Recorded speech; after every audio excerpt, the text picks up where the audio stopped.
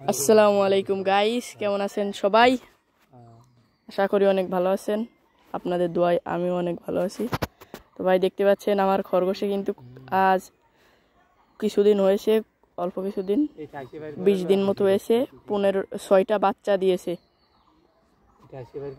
দেখতে পাচ্ছেন আমি কিন্তু সেই ছোট থেকে অনেক কষ্ট করে এদেরকে লালন পালন করছি।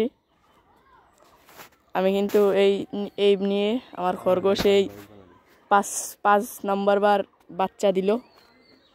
এর আগেও কিন্তু আরো 4বার বাচ্চা দিয়েছে। প্রথমবার 4টা বাচ্চা হয়েছিল, প্রথম 2বার 4টা, তারপরে বার 5টার, এই 2বার হলো 6টা বাচ্চা।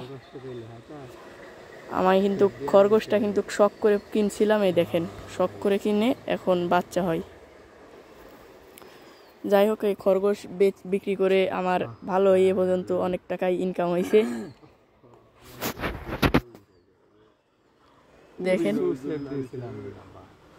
তো আপনাদেরকে সবাইকে একটা কথা বলি, সেটা হলো আপনারা কিন্তু খরগোশের যখনই বাচ্চা হয়, অনেকে বাচ্চা মাটির নিচেই বাচ্চা ফোটাতে চাই, কিন্তু এইগুলো করবেন না। মাটির উপরে যেন বাচ্চা হয় সেটা দেখবেন, কেননা মাটির উপরে বাচ্চা হলে যেভাবেই হোক আপনি নিজে সামনে রাখবেন এবং দেখতে পারবেন। আর যদি মাটির নিচে বাচ্চা হয় তাহলে কিন্তু আপনি ভালো করে দেখতে পারবেন না, বাচ্চার কি অবস্থা সেটা দেখতে পারবেন না। আপনি কিন্তু হয়তো জানেন না, বা খরগোশ কিন্তু অন্য প্রাণী যেরকম নিজের প্রাণীকে নিজেই খাওয়ায়, কিন্তু খরগোশ কিন্তু সেরকম করে না। খরগোশ নিজে গিয়ে খাওয়ায় না, তার বাচ্চাদেরকেই খেতে হয়। তো খরগোশ কিন্তু গর্ভবতী হওয়ার 45 দিন পর বাচ্চা হয়, এই কথাগুলো মনে রাখবেন। আপনারা যখন আপনাদের খরগোশকে মিট করাবেন, তারপর তার 45 থেকে 50 দিনের মধ্যে কিন্তু তারপর বাচ্চা হবে।